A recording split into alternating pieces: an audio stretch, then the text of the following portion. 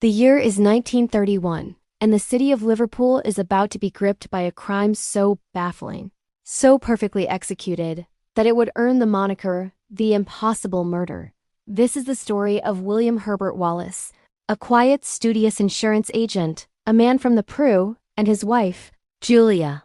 Their life together at 29 Wolverton Street was one of quiet routine, marked by Wallace's intellectual pursuits in chemistry and chess, and Julia's love for the piano. It was a life that seemed utterly unremarkable until a single mysterious telephone call shattered the peace and set the stage for a tragedy that remains unsolved nearly a century later.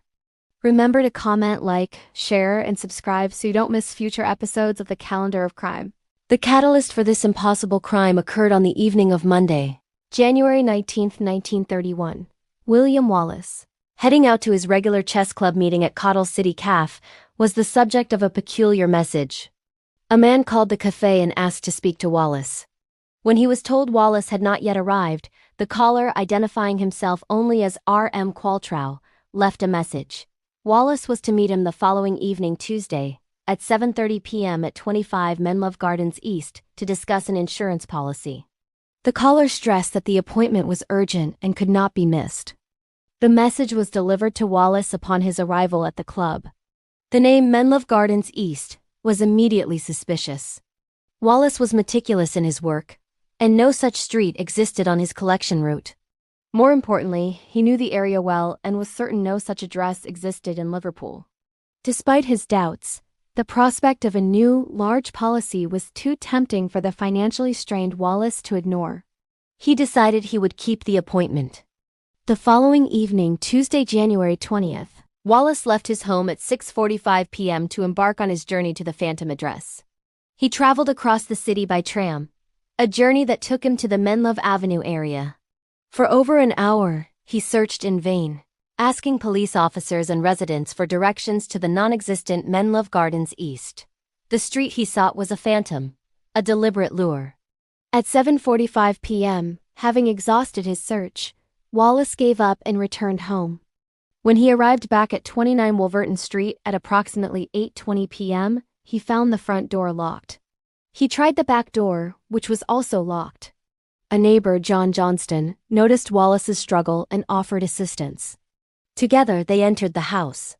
The scene that greeted them was one of quiet, terrifying domesticity.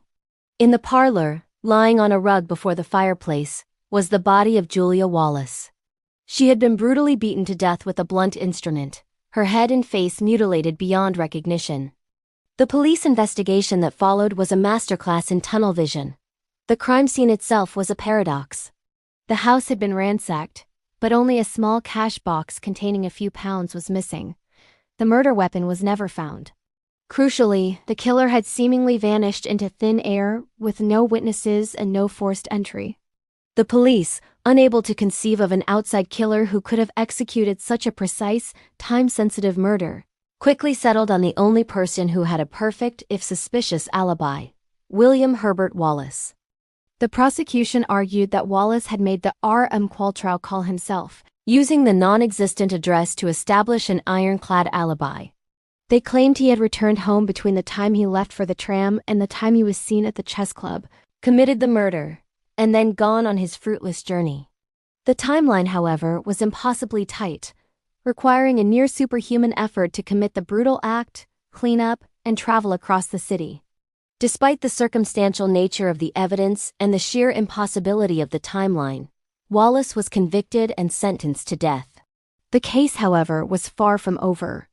In a landmark decision, the Court of Criminal Appeal quashed the conviction, a move unprecedented for a murder case at the time.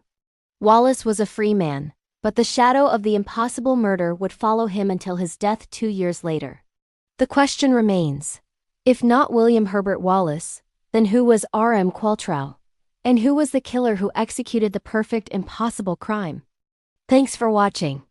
Please comment, share, like, and subscribe for future episodes from the Calendar of Crime.